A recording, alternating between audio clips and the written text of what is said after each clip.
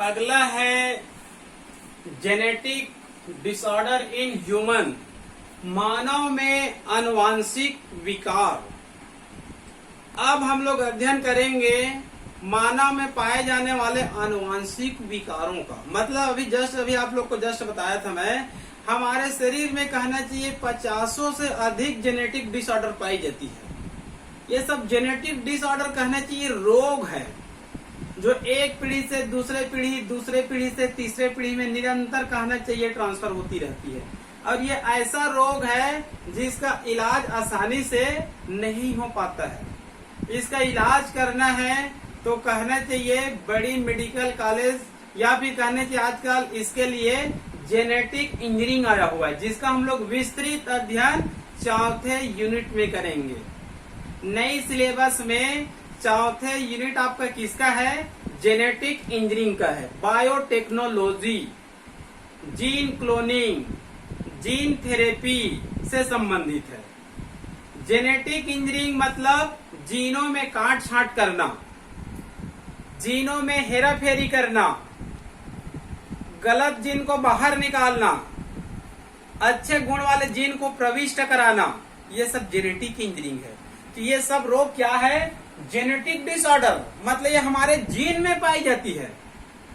आप लोग को मैं इस चैप्टर को पढ़ाते पढ़ाते बताया था, मान लो कहना चाहिए हमारे शरीर में 46 क्रोमोसोम है, तो 23 क्रोमोसोम पिताजी से और 23 क्रोमोसोम माता से, 20,000 जीन इधर से और 20,000 जीन इधर से, ठीक है। और नई बनने वाली कहना चाहिए अगली पीढ़ी में, मतलब हमारे शरीर में क्रोमोसोम की संख्या कितनी हो जाती है? 46 हो जाती है।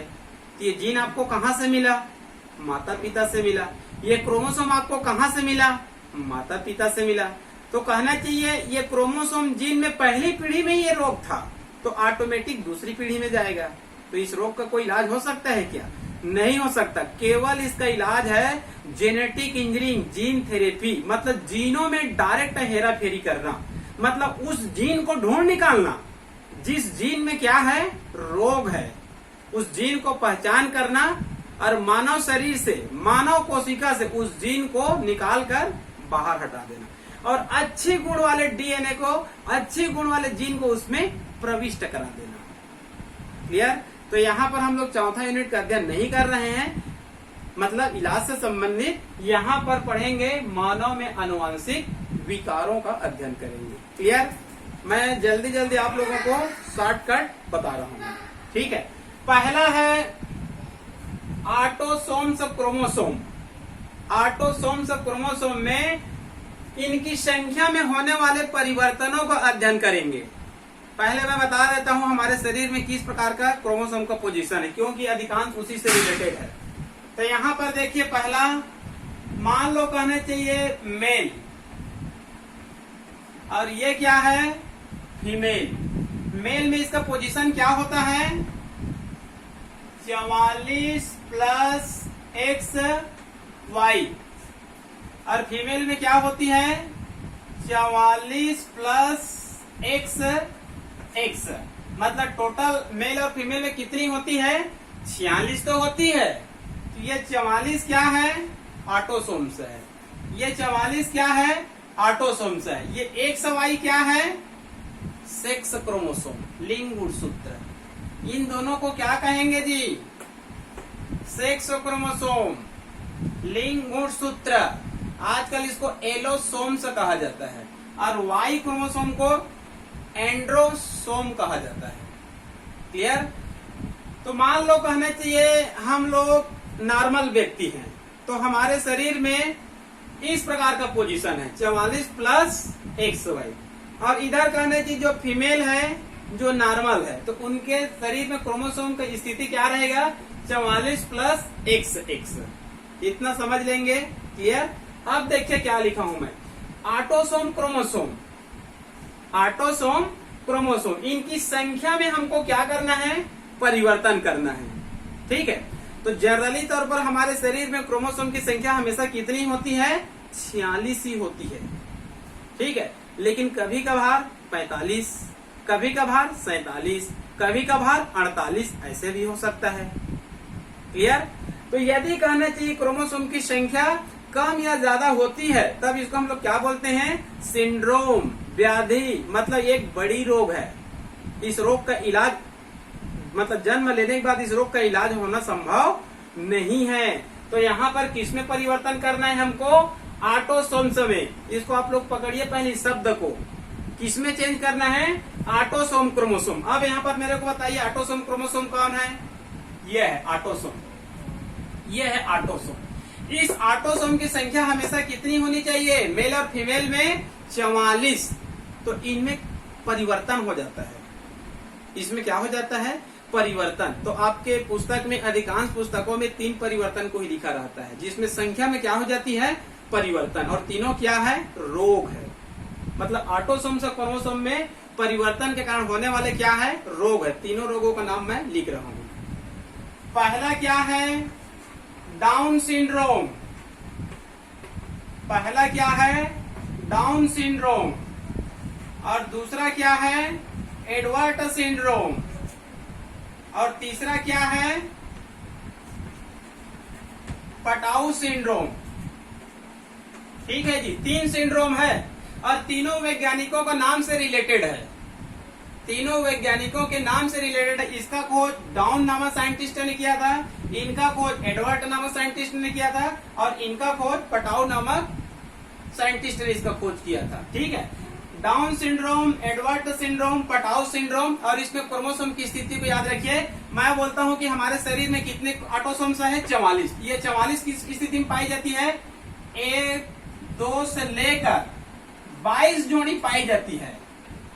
मतलब 1 पैर से लेकर 22 पैर तक पाई जाती है। मतलब 44 होती है तो जोड़ी में पाई जाती है। तो कितने जोड़ी पाई जाती है, 1 से 22 जोड़ी पाई जाती है क्रोमोसोम। क्लियर। तो इसमें देखेंगे डाउन सिंड्रोम में क्या होता है, 21वें जोड़ी क्रोमोसोम में चेंजेज, इनमें 18वें जोड़ी क्रोमोसोम में चेंजेज, और इसमें 13वें जोड़ी क्रोमोसोम में चेंजेज हो जाती है, 1 से 22। तो पहले वाले में कौन से जोड़ी में चेंजेज आएगा, याद रख लेंगे क्रम को, 21वें, 18वें, 13वें। यहाँ पर होना चाहिए 2, लेकिन हो जाती है यहाँ पर 3। 18वें जोड़ी में होना चाहिए 2, हो जाती है इनकी संख्या 3। 13वें जोड़ी में होना चाहिए 2 और इनकी संख्या हो जाती है 3। वास्तव में सभी जोड़ी में कितना होना चाहिए जी, 2, 2, 2। मतलब हर में 1 से लेकर 22 तक में कहना चाहिए 2 ही जोड़ी होती है। तो इसमें 2 के स्थान पर 3 हो गया, इसमें भी 2 के स्थान पर 3 हो गया, और इसमें भी 2 के स्थान पर कितना हो गया, 3 हो गया। तो यदि किसी व्यक्ति में डाउन सिंड्रोम है तो उस व्यक्ति में क्रोमोसोम का पोजीशन कैसे हो जाएगा, 45 plus link chromosome, 45 plus sex chromosome, इसमें चेंजेज आएगा। ये ऑटोसोम में चेंजेज आएगा, क्योंकि 2 के जगह में कितना हो गया, 3। 2 के जगह में कितना हो गया, 3। 2 के जगह में कितना हो गया, 3। तो ये रहना कितना चाहिए, 44। तो 44 के जगह में कितना हो जाएगा, 45। और सेक्स क्रोमोसोम मतलब ये नर मादा दोनों में हो सकती है, इसमें कोई ये नहीं है इनमें से कौन मेल में होगा और कौन फीमेल में होगी, ये दोनों में हो सकता है। जिसके कारण यहाँ पर मैं लिख दिया हूँ सेक्स क्रोमोसोम। तो इसमें क्रोमोसोम की संख्या टोटल कितनी हो जाती है, 47, जबकि होना कितना चाहिए, 46।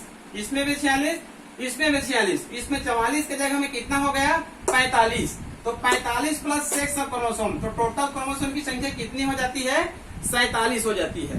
क्लियर। तो ये कहना चाहिए ट्राइसोमी का उदाहरण है। ये ट्राइसोमी मैं बाद में बताऊंगा क्या, लेकिन याद रख लेंगे ट्राइसोमी का उदाहरण है। मतलब यहाँ पर क्रोमोसोम की संख्या 45 की जगह में कितनी हो गई, 47 हो गई। तब उस व्यक्ति में क्या पाया जाएगा, रोग पाया जाएगा। इस रोग को हम लोग क्या बोलेंगे, इस पोजीशन में डाउन सिंड्रोम, इस पोजीशन में एडवर्ड सिंड्रोम, इस पोजीशन में पटाऊ सिंड्रोम। इसका मैं 2-2 लक्षण बताता हूँ, किसी के 1 लक्षण जल्दी से। क्लियर। डाउन सिंड्रोम, इसका खोज डाउन नामक साइंटिस्ट ने किया था। इसका लक्षण 2-3 लक्षण याद रखेंगे। यदि किसी व्यक्ति में 21वें जोड़ी में जो की जगह में 3 हो गया तो इस 47 हो जाएगा। तो उसका लक्षण रहेगा, ये जो कहना चाहिए ललाट होता है, ये जो कहना चाहिए सामान्य हिंदी छत्तीसगढ़ी में जैसे माथा बोलते हैं, इसको ललाट कहते हैं, क्या फोरहेड बोलते हैं। तो कहना चाहिए ये चौड़ी हो जाती है। क्या हो जाती है, चौड़ी हो जाती है, जिसके कारण ये मंगोलियाई नामक एक देश है, वहां के अधिकांश व्यक्तियों का ये चौड़ा होता है। ठीक है, तो उसी के आधार पर कई बार इसको मंगोलियाई मूर्ख भी कहा जाता है। उपनाम क्या कहा जाता है? मंगोलियाई मूर्ख, क्योंकि मंगोलिया नामक देश है, वहां के अधिकांश व्यक्ति में ये ललाट क्या होती है? चौड़ी होती है। डाउन सिंड्रोम का पहला लक्षण क्या होता है? ललाट का चौड़ा होना, इसका। क्लियर? दूसरा लक्षण याद रखना, दूसरा लक्षण में क्या होता है? ये जो कहना चाहिए पलक होती है, ऊपरी पलक, ये जो कहना चाहिए ऊपरी पलक होती है, इसमें दोहरी लेयर पाई जाती है इसमें, तो इसको इंग्लिश में कहा जाता है इपिकेंथल स्किन फोल्ड। इंग्लिश में कहा जाता है इसको इपिकेंथल स्किन फोल्ड, मतलब ऊपरी पलक का दोहरे लेयर के रूप में पाया जाना। क्लियर? तीसरा लक्षण, ये व्यक्ति, इस व्यक्ति का ब्रेन कम विकसित होता है, इस व्यक्ति का ब्रेन कम विकसित होता है, मतलब मानसिकता में क्या आ जाती है? कमी आ जाती है, मतलब ज्यादा दिमाग इसके पास नहीं होता है, ब्रेन का विकास इसमें नहीं होता है। 3 लक्षण हो गया। दूसरा एडवर्ट सिंड्रोम। एडवर्ट सिंड्रोम में आप लोग 18वें जोड़ी स्थान को याद रखना, इसमें 2 के स्थान पर 3, यदि किसी के 18वें जोड़ी 2 के स्थान पर 3 होगा तो टोटल क्रोमोसोम की संख्या 47। तो इसका एक लक्षण बताता हूँ, ये कहना चाहिए मानसिक विकास नहीं के बराबर होता है, इसका दिमाग नहीं होता, हल्का सा कहना चाहिए इसमें पागलपन का गुण पाया जाता है। क्लियर?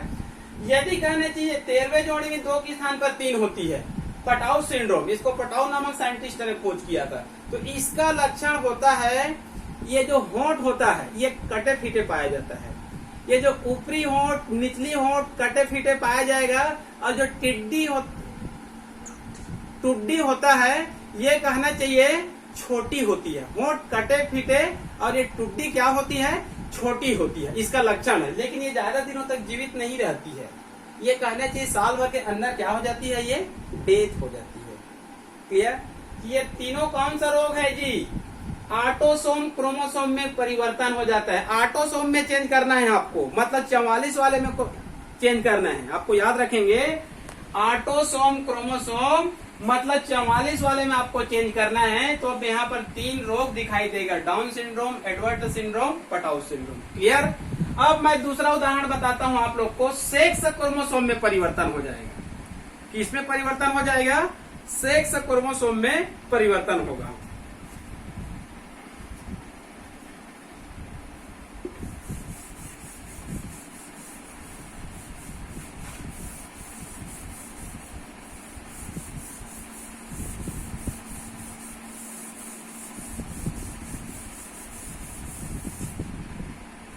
यहाँ पर देखते हैं हम लोग सेक्स क्रोमोसोम में परिवर्तन करेंगे। मेल का पोजीशन होता है 44 प्लस XY और फीमेल 44 प्लस XX। अब हमको किसमें चेंज करना है? सेक्स क्रोमोसोम में। किसमें चेंज करना है हमको? सेक्स क्रोमोसोम में, जबकि पहले किसमें चेंज किए थे? ऑटोसोम्स में। ठीक है, तो ये है आप लोगों का सेक्स क्रोमोसोम। सेक्स क्रोमोसोम में चेंज हो जाती है, चेंज हम लोग करते नहीं हैं, वो कहना चाहिए कुछ कारणों से हो जाती है। ठीक है, तो यहाँ पर बता रहा हूं मैं, सेक्स क्रोमोसोम में परिवर्तन होगा तो मुख्य रूप से 3-4 इसके उदाहरण देखने को मिलते हैं। पहला है टर्नर सिंड्रोम, पहला है टर्नर सिंड्रोम, और दूसरा है क्लाइनफेल्टर,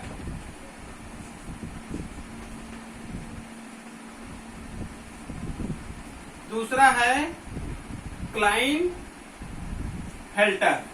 ठीक है, इसको याद रखेंगे।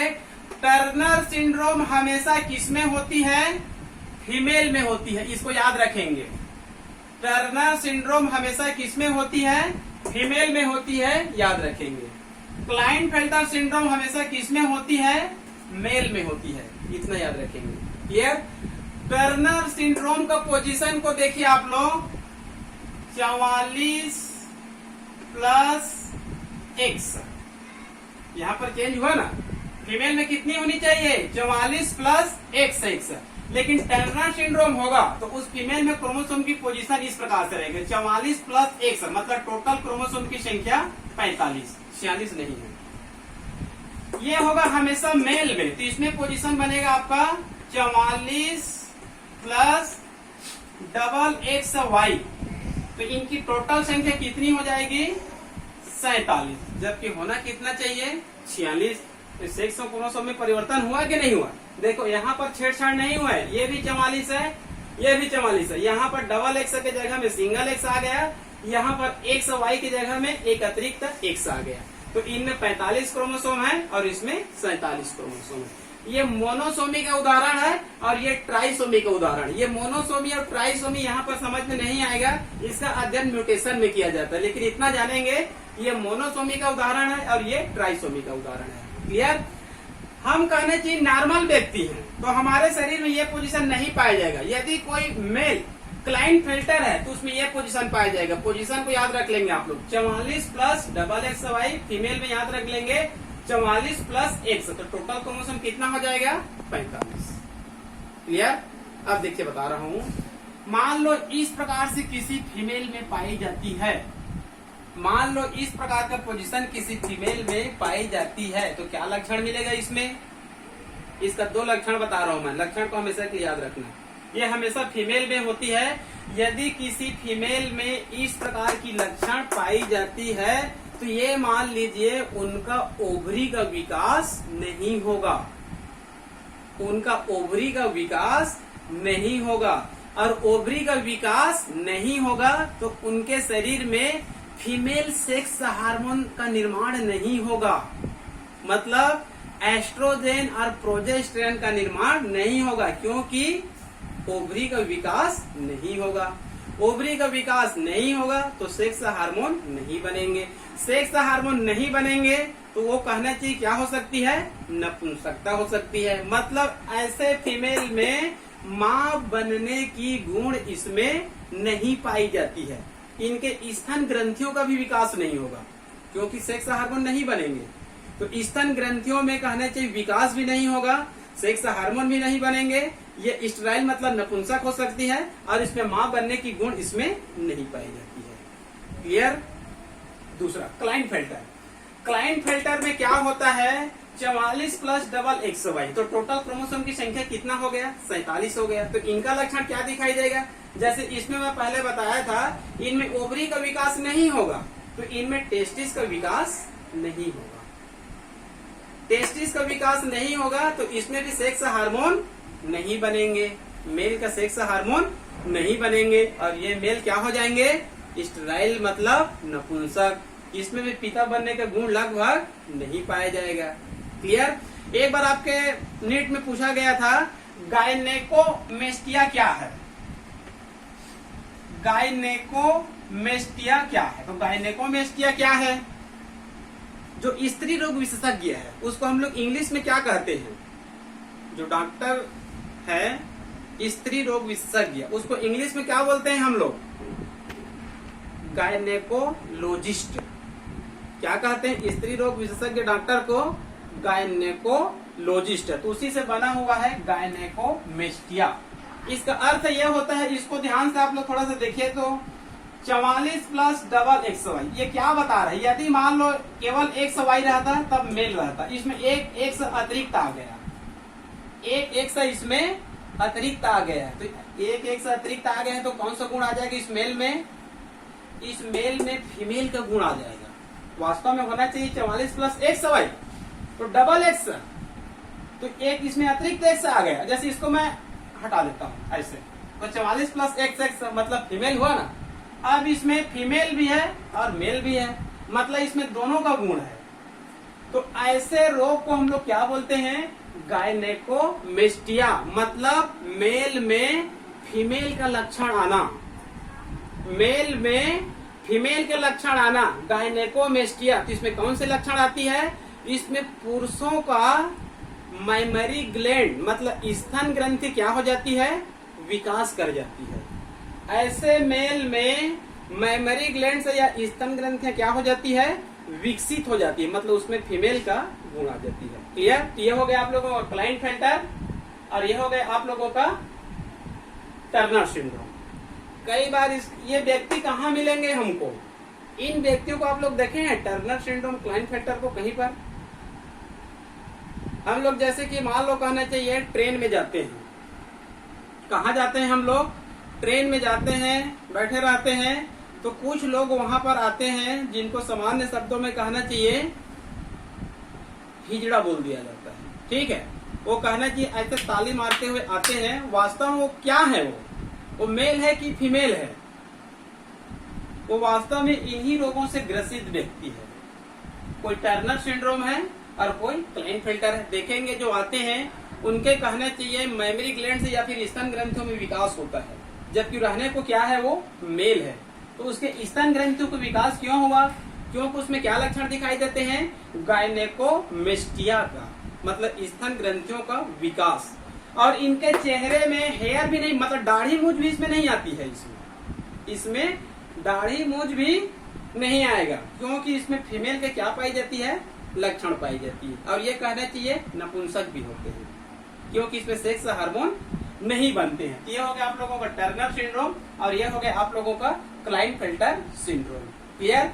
इसका मैं चित्र को बताता हूँ, वास्तव में चित्र सही थे आपके पुस्तक में। ये कैसे आता है, क्यों आता है, ये कैसे आता है, क्यों आता है, आप लोग को मैं बहुत शॉर्टकट तरीके से बता रहा हूँ। मान लो कहना चाहिए एक चित्र है, देखिए इस चित्र को याद रखेंगे हमेशा के लिए। फीमेल में हमेशा कहने इनका पोजीशन है 44 प्लस XX। मेल इनका पोजीशन है 44 प्लस XY। तो इसमें हमेशा किस प्रकार से क्रोमोसोम बनते हैं, सेक्स डिटर्मिनेशन आप लोग को बताया था मैं। इसमें हमेशा अंडाणु बनेंगे 22 प्लस X, 22 प्लस X। इसमें हमेशा बनेंगे 22 प्लस X, 22 प्लस Y। ये 44 है ना, ये 22 कर दिए, X को यहाँ ले आए और Y को यहाँ ले आए। मतलब इसमें 50% स्पर्म ऐसे रहेंगे और 50% स्पर्म ऐसे रहेंगे। आप लोग को बताया था सेक्स डिटर्मिनेशन में केवल मेल जिम्मेदार होते हैं, फीमेल जिम्मेदार इसमें नहीं होते हैं, क्योंकि फीमेल में हमेशा ये बनती है, फीमेल में हमेशा ये बनेंगे। देखिए 44 प्लस XX, तो 44 को 22 में आधे कर दिए और एक X को यहाँ ले आए और X को यहाँ ले आए। मतलब फीमेल में हमेशा यही बनेंगे। संयोगवश इनसे कहना चाहिए फर्टिलाइजेशन होगा तो क्या बनेगा, मेल। इनसे फर्टिलाइजेशन होगा तो क्या बनेंगे, फीमेल। तो यहाँ पर मेल बनेंगे कि फीमेल बनेंगे उसका अध्ययन यहाँ पर नहीं कर रहे हैं। क्लियर। तो देखिए इस प्रकार से बनेंगे, इस प्रकार से बनेंगे तो टर्नर सिंड्रोम क्लाइनफेल्टर सिंड्रोम नहीं होगा। इस प्रकार से बनेंगे तो टर्नर सिंड्रोम क्लाइनफेल्टर नहीं बनेंगे।